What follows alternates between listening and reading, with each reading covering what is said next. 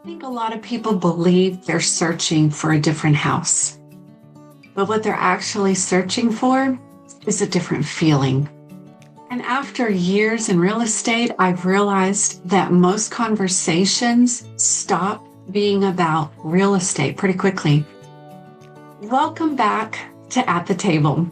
This is where we talk about life changes, slower living, and the kind of life people are actually trying to create. And today, I want to talk about something I've been thinking a lot about lately, what home actually means. One thing I've noticed over the years is that people usually start the conversation talking about a house.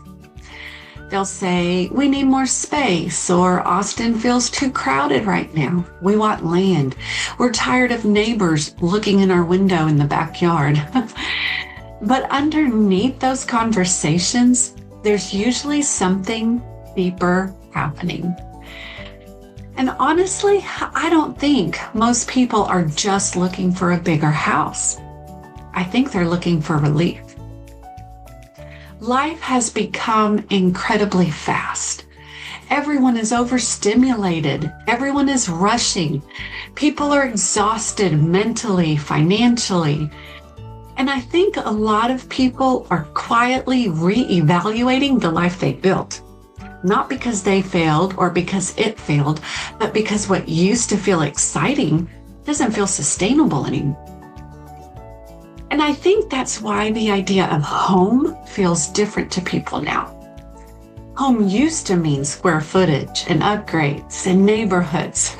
But now, I think for a lot of people, home means peace. It means exhaling, slower mornings, coffee outside, less noise, and more connection. Sometimes home is less about the house itself and more about how your life feels inside of it. I think that's why so many people are craving slower living right now. Now, I don't think small town life is for everyone, but I do think people are craving simplicity again, community again, space to breathe again. And that's one reason I've become so passionate about helping people transition into a different kind of lifestyle, not just a different property. Because when people move to smaller towns or more rural areas, yes, they get more land or a quieter home sometimes, but what they're often really gaining is a different pace of life. And honestly, I understand that feeling myself. I think that's part of why this podcast even exists, because the older I get, the more I realize people aren't just looking for success anymore. They're looking for alignment. They want a life that actually feels good to live. And I think that conversation matters. Maybe home isn't about finding the perfect property.